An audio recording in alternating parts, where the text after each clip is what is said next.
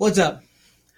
It's Wayne, the hit home group of Long and Foster, your real estate guy.net, because that's what I am. I'm your real estate guy. So I'm very upset. I recorded a video over the weekend on location, and it didn't work because sometimes technology is great and sometimes it flat out sucks. So here's the content of that video in the boring setting of my office with it gray and nasty outside. So over the weekend I was on location at Home Depot. I had a client, two clients last week contacted me in regards to their sump pumps. Now it's that time of year.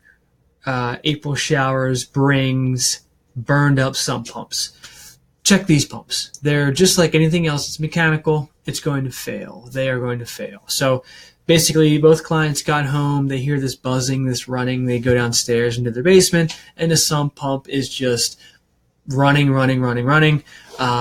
an empty pit, maybe a little bit of water in the bottom. Basically, in an empty pit, just burning up. So if these things burn up and the water table rises under your house, it could flood your basement because there's no pump to pump the water out. So anyway, a few things to know about sump pumps. Number one, they come in different sizes. There's 3rd horsepower pumps, 1/4 horsepower pumps, there's 1/2 horsepower pumps. All depends on how much you're pumping and where you're pumping. If it's up and out and a long distance out of the house, if it's not, that's not for me.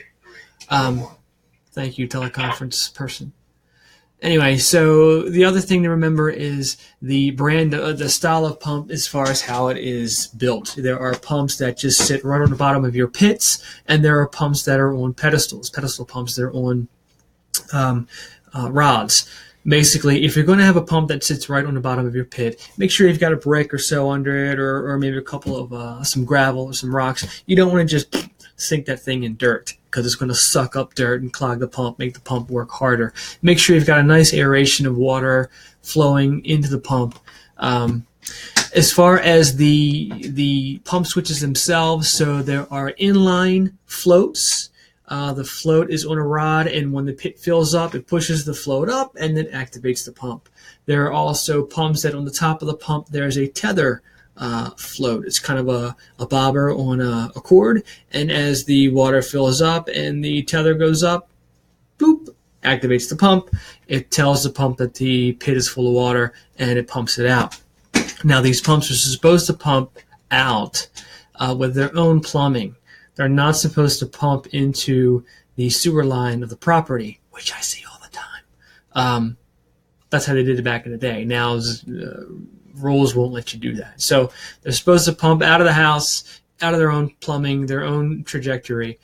In the wintertime, sometimes these pipes can freeze, so keep that in mind also. You should also have a check valve on the line that is pumping out. Basically, check valve acts like an esophagus.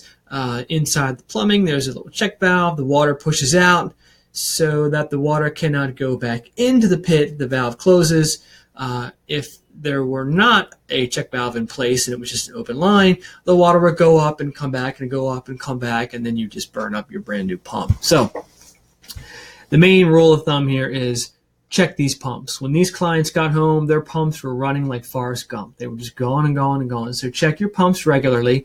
Make sure that they are operating correctly. You don't want a flooded basement. That's why you have them to begin with. If they were to burn up, give me a call. We can handle it. Any other tips? Just, we'll keep throwing them out here in our video blogs. Hope you're getting value out of this. If you'd like to comment, go right ahead. If you'd like to reach out to me, you know how to get a hold of me. So until next time, with your permission, I'll be taking a hold of your eyes and ears, and I hope you have a great day.